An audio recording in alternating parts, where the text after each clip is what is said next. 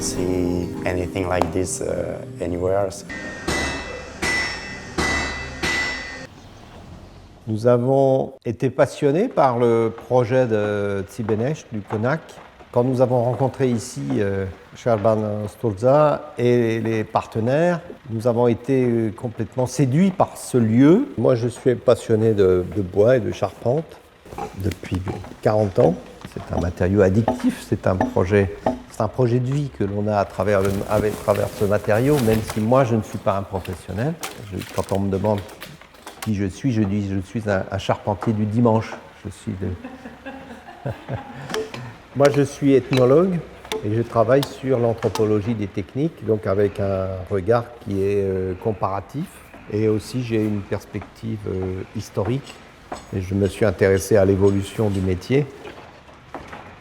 Suntem într-un ansamblu de arhitectură și peisaj clasa A, la 50 de kilometri de sud de Iași. Noi ne-am propus ca în timp să facem aici o școală pentru meserii tradiționale în construcții și cele care pot fi legate de mediu. Și din punctul ăsta de vedere, tradițiile creative ni s-au părut un element foarte interesant de experimentat. De fapt, de 10 ani încercăm acest lucru și îl facem pas cu pas, mai ales în workshop-uri de vară. Dar de data asta am hotărât să facem deasupra unui atelier de fierărie o refacere de șarpantă din lemn, folosind tehnicile vechi, tehnicile de cioplire, și a fost, cred că, din punctul ăsta de vedere, cel mai interesant și unicul mod de a lucra în România în felul ăsta cu un grup atât de divers de dulgheri. Scopul a fost destul de simplu. Noi doream să facem un acoperiș care să fie mansardat pentru educație, cu destinația pentru fierarii care sunt deja aici și cu care facem lecții și, bineînțeles, cu elevii școlii de la liceul Petre Pecarp. Le projet du gang ici était intéressant pour nous. Donc on est parti sur une structure, certes, qui ressemble beaucoup à une structure à la française. En Roumanie, on n'a pas beaucoup l'occasion de voir des charpentes comme ça qu'on appelle sur blocher, les fermes. On a commencé à dessiner le projet et puis on a vu qu'il nous fallait des pièces cintrées comme ça pour donner un peu de volume et puis donner une forme assez typique à la charpente et une jolie forme. Et puis renvoyer les efforts surtout le plus près des murs. Ça, c'était important. Il y a tout un projet social, il y a un projet de valorisation d'un patrimoine très ancien. C'est un projet qui sert de levier pour la dynamisation de toute une société rurale qui est un peu à la recherche de son devenir, de son futur. Les meilleurs professionnels dans les métiers manuels sont ceux qui ont commencé très tôt. Mais pour autant, il faut absolument ouvrir l'esprit, la curiosité pour les disciplines théoriques, la réflexion. C'est pas parce qu'on travaille avec ses mains qu'on doit s'empêcher de réfléchir avec sa tête et d'avoir une vision critique ou une vision analytique de la réalité du monde. Et puis surtout, il faut s'ouvrir vers le voyage, vers la découverte des autres cultures, ne pas regarder uniquement le bout de ses chaussures et comprendre que le monde est vaste. All the time I'm trying to persuade the youngsters to think about what they're doing. They've perhaps been told a method of how to use an axe and then they just try to use the axe according to that method without looking at the thing as it works. So they're not reading the wood. Different tools, different ways of sawing, different ways of axing, different people. And I didn't come to learn about the woodworking, but I'm learning like crazy. The American way is only 200 years old, so not many people hew in North America, in the States nor Canada. Our axes come from Europe, and pretty much all of them. Some guys hew with small little axes and down low. Some are standing on the log, swinging the axes, and it's beautiful when they do that. Some are really, really good at that. You get a big, long handle and a big blade, and you can move so much wood effortlessly. You wouldn't see that in North America.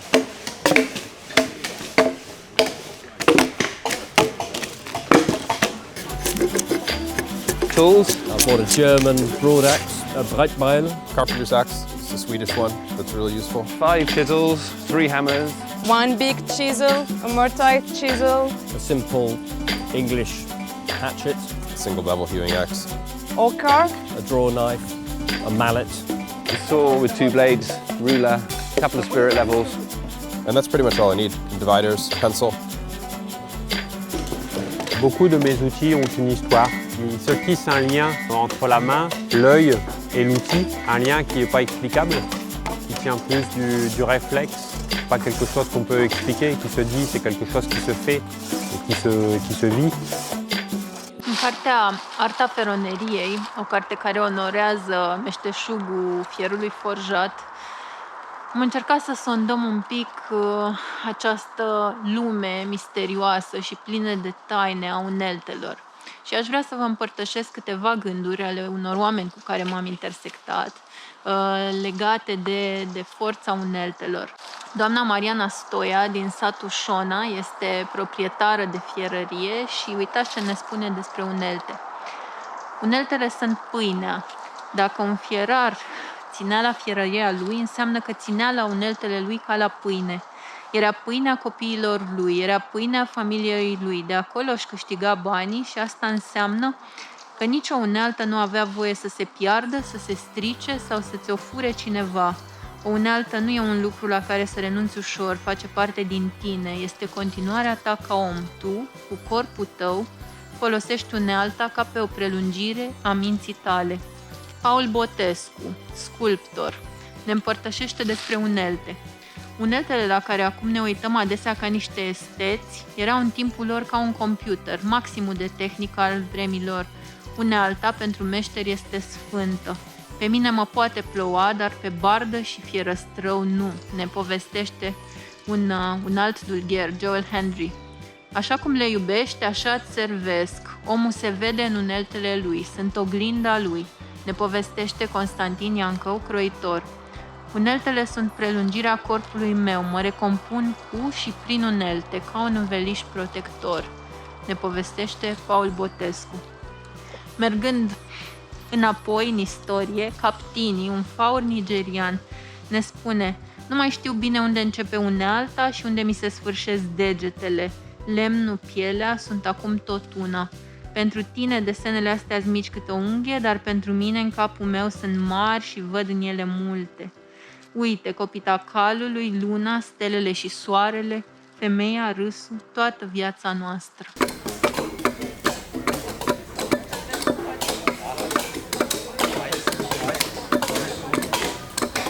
Mie mi s-a părut că sunt în altă lume. N-am crezut niciodată la începutul acestor discuții că lucrurile se petrec în felul acesta. Unelte, persoane și materiale care lucrau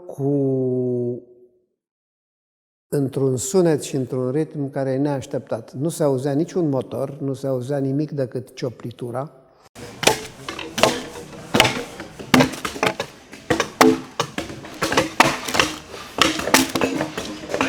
Parcă suntem la un simpozion al topoarelor aici. Ensuite, on va fendre soit Breitbeil ou épaule de mouton. Et là, on va couper, on va bien nettoyer pour que ce soit bien droit. Cette doloire là, qui va avoir une forme beaucoup plus ronde et qui va faire des marques plus en demi-rond, mais qui va donner une finition bien plate. En France, chaque région a ses outils avec des formes différentes. Et quand on va dans les monuments, on retrouve les marques des outils et ça donne une identité aux outils. Donc après, voilà, ça c'est pour tout ce qui est taillage de la pièce de bois.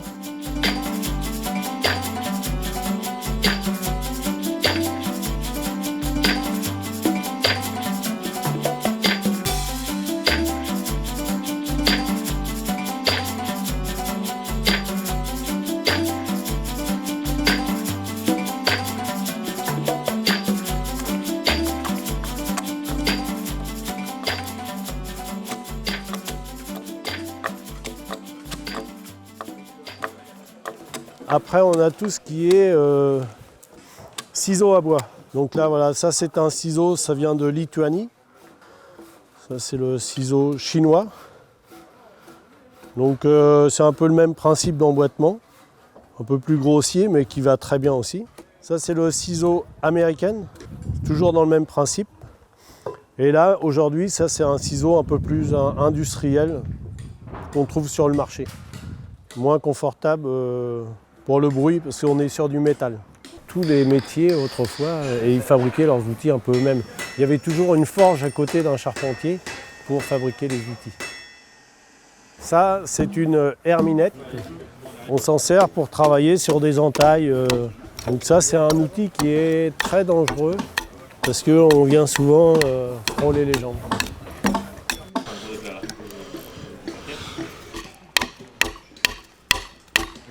Voilà, alors cette grande scie là, on a une denture avec des très grands passages là. Et ces passages là servent à éjecter le copeau. Voilà, donc ça c'est pour scier toujours en bois de travers. Et après il y a d'autres scies qu'on n'a pas là, mais pour scier sur la longueur du tronc d'arbre. La scie japonaise, donc on va scier en tirant, toujours en tirant comme ça. You don't push down too much. You're just pulling towards you. It's not only because I am able of designing and drawing and thinking, inventing things. I need to do things with my hands. Otherwise, I'm depressing. This is an axe from my region, from Picardy. My grandfather was a wheelwright, and he became carpenter in the 50s when wheelwrighting was going down. My great-grandfather was a wheelwright, and his father before, and father before. Donc une fois qu'on a notre grume, notre pièce de bois, notre arbre, on trace au bout, par bout, on trace la section qu'on veut. Elle n'est pas forcément la même de chaque côté, ça peut être un peu conique, un peu plus large. Voilà, on adapte en fonction du charpentier, de ce qu'il veut, de l'arbre, en fonction de tous les critères qui peuvent être importants. On dessine en bout de la pièce, de chaque côté, la section qu'on a envie, la dimension de la pièce. Une fois qu'on a fait ça, on trace des traits les plus droits possibles sur l'arbre pour pouvoir faire des encoches soit à la hache, soit à la scie en fonction déjà de l'expérience et puis de ce qu'on aime aussi. Et on commence à créer des poutres. Chaque personne qui a besoin d'un renseignement puisse venir ici voir les cotes et où ça va. Nu se folosește metal absolut deloc. Vorbesc cuie și ruburi. Toate îmbinările sunt prin lucrătura lemnului. Încep deja să facă îmbinările. Poate din afară privind sunt niște linii și se îmbină ușor. Pe un ecran de calculator se îmbină foarte ușor. E o inginerie destul de complicată.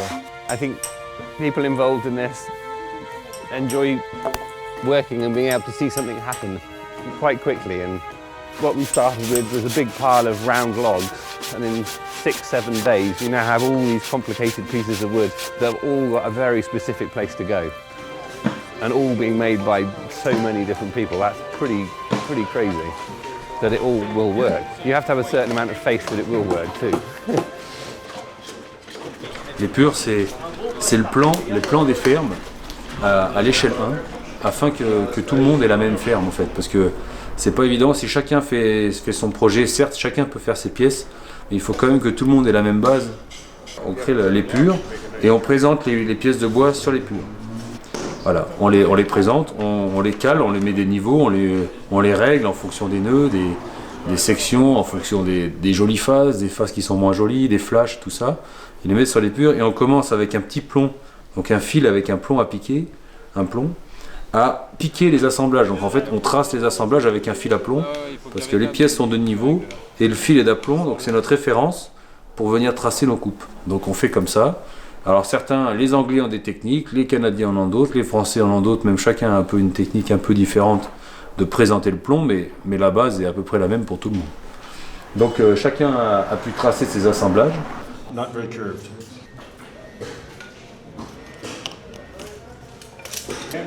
Nous avons découvert que cette hache, c'est un outil efficace et c'est un outil qui est porteur d'une dynamique sociale qu'on a pu vérifier là depuis une semaine. Vous avez vu quel enthousiasme suscite le fait de travailler avec cet outil. Vous ne pouvez pas le décider à l'avance si les gens vont être contents d'être là alors ils sont contents. parce que le pays est magnifique et l'équipe qui nous reçoit est magnifique, mais aussi parce qu'ils sont très contents de faire ça. Si on leur donnait juste une pelle dans la main, ou je ne sais, un râteau, bon, ils feraient pendant 1 heure et puis après ils posent et ils vont boire la bière. Là, on a pu constater qu'ils ne s'arrêtent pas. Ils commencent le matin, ils ne veulent pas s'arrêter. Mangez à table. Mergem la Mars. Et ça prouve que, mais avec aussi l'idée de, c'est pas seulement le geste. Le geste est addictif.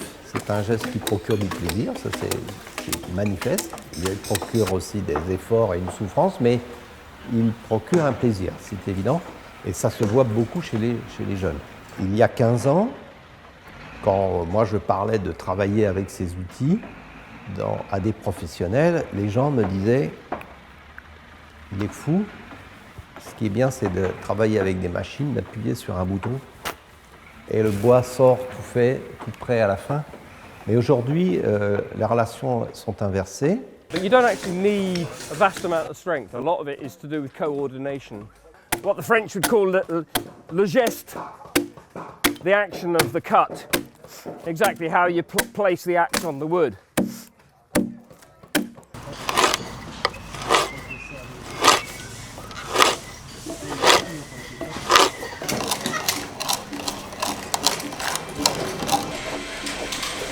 We have another one? Walked out. Come to Romania, they say. Have a holiday. Have a holiday. Instead, I think this is Come to Tipanesh. day 7 of much chopping and axing and chiseling, and hopefully we'll get to see something go up in the next few hours maybe. I don't know. Et une fois que toutes les pièces sont taillées, on enlève toutes les pièces de l'épure, du plan, et on commence à faire les assemblages. Les pièces de bois sont pas parfaites. En fonction du niveau à la hache, avec harissage, ben ça devient un peu plus compliqué de faire des assemblages bien propres parce que la pièce n'est pas très droite. Donc voilà, en fonction des niveaux, on arrive à avoir des assemblages les plus propres et puis on reprend avec une scie ou au ciseau ou au rabot, on reprend les assemblages pour arriver à faire de la ferme quelque chose de propre comme on peut voir ici. Until the end, you're never sure it's going to work. Maybe you made a mistake somewhere, so when everything comes together and it's been right, it's like, wow.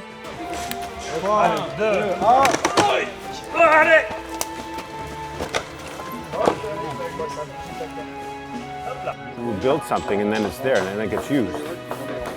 And when we die, it still gets to be used. They can be used by families for centuries. Things we build reflect the spirit of ourselves, right? We have as humans, we need artifacts, we need houses, we need tools, and we're making all those things. And it's a part of humanity, those tools and buildings. And you want to organically express, the values of yourself or your community through that. And if you're buying something from somewhere, you don't get the opportunity, there's no expression in it. I think there's something philosophical about that. People want to have the agency to be able to produce things that express themselves. There's quite a well-known piece of, a well-known house in Wales, and the carpenter has traced his hand, and it's like it's his signature, but he's not left his name. Most of us are mavericks. We've chosen our own path. Manual work is not respected. It's one of the reasons why we're here is to try and bring some sense of value into the practical work that we're doing, and it's a worldwide problem. 40 plus of us have taken 7 days or whatever it is to make 7 frames. I went to not a special university, but I did a degree in philosophy. There is something about the way in which carpentry demands of the hands and the eye and the brain to work together. You need a level of humility about approaching a piece of wood. You can't make it behave the way you want it to. It will only behave in the way that it is fundamentally as a piece of wood. So that requires a degree of humility as us as humans and as carpenters. Nobody gets rich becoming a carpenter, but we'll do it because we enjoy the work. We're intimately in contact with the materials that we work with. A good piece of carpentry will outlive anybody. The oldest standing piece of wooden architecture in the world is in China. It was built in the year approximately 860, and it's a pagoda. I think it's something like 67 meters tall. It has survived something like 28 major earthquakes, and they've changed a few doors. You don't need to think about life or death in the context of something that has that degree of longevity. Humility, again, you know, we're just human in the face of these things.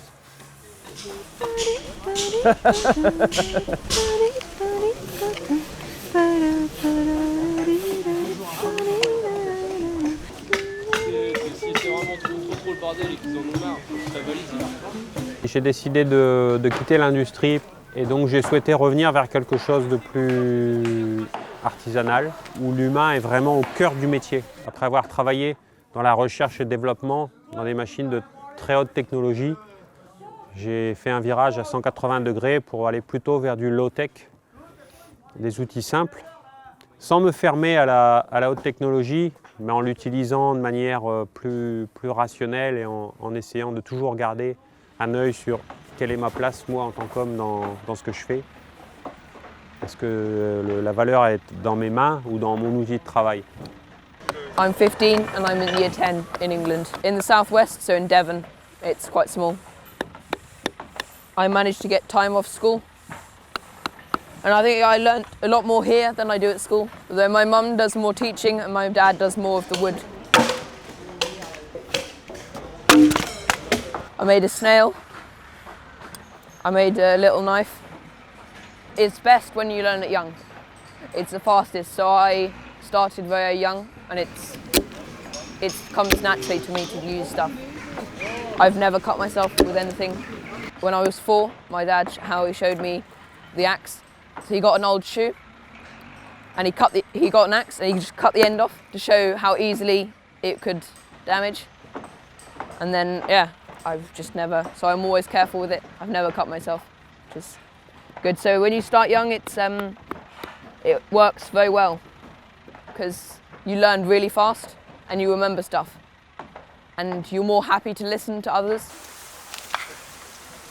La première fois, je suis venu en Roumanie en 1991. Le ministère de la Culture des deux pays, Roumanie et France, commençait à se nouer.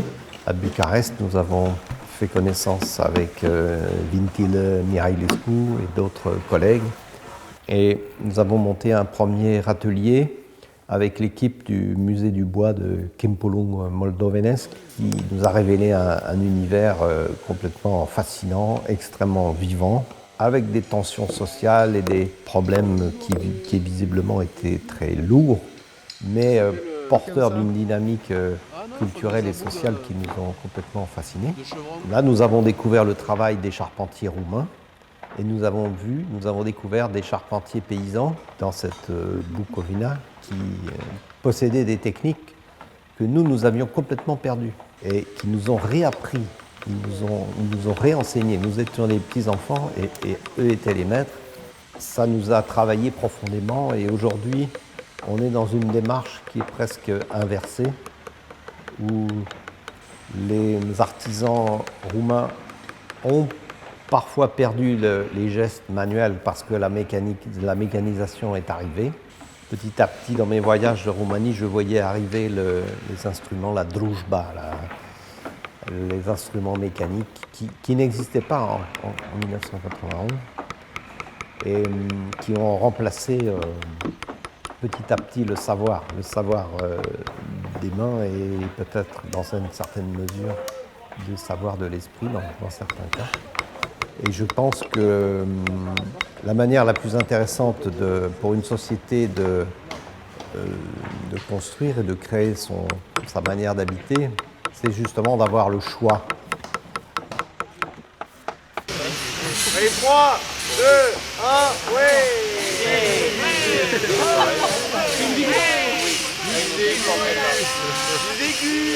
Toutes les pièces ont été montées ici, à l'étage du gang, avec ce qu'on appelle une chèvre en français. C'est une petite grue avec un mât en triangle, comme ceci, un petit mât en triangle. Un ouvrier se met en bas pour monter les bois.